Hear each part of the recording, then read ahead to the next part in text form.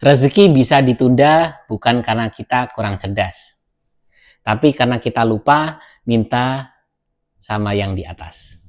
Kalau kamu udah usaha maksimal tapi hasilnya minimal, mungkin bukan usahanya yang kurang fokus, tapi koneksi ke langitnya yang putus.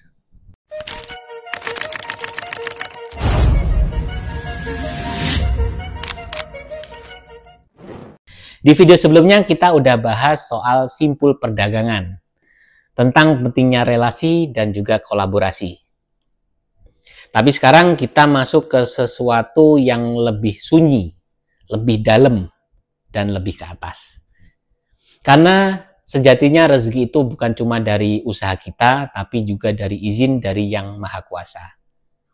Inilah perisai langit, mari kita bahas. Apa itu perisai langit? Perisai langit itu semacam proteksi spiritual.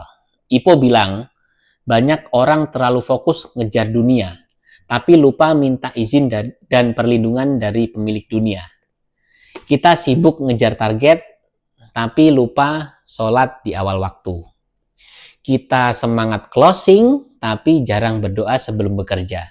Padahal, bisa jadi yang bikin seret bukan kurangnya skill, tapi kurangnya spiritual connection. Doa itu bukan solusi, atau doa itu bukan solusi yang darurat lah. Melainkan sebuah fondasi, dan ibadah itu bukan cuma ritual, tapi jalur koneksi langsung ke sumber rezeki. Sholat, sedekah, zikir, tahajud, semua itu bentuk penguatan frekuensi antara kita dan Sang Pencipta segalanya. Dan saat langit ridho, yang mustahil pun akan bisa terjadi. Aku pernah ada di fase yang benar-benar down.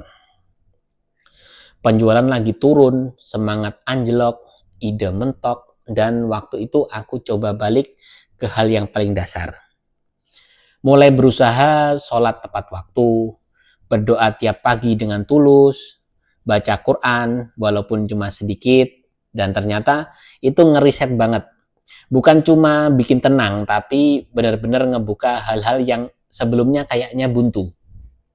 Seolah langit bilang, sekarang kamu udah balik dan ini buat kamu.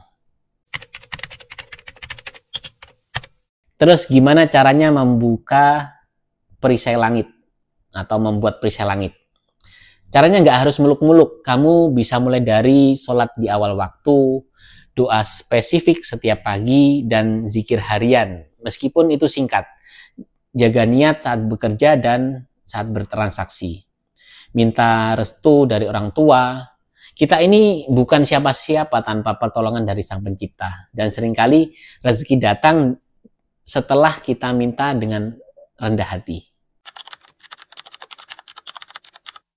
Perisai langit bukan buat bikin kita jadi takut, tapi buat bikin kita sadar.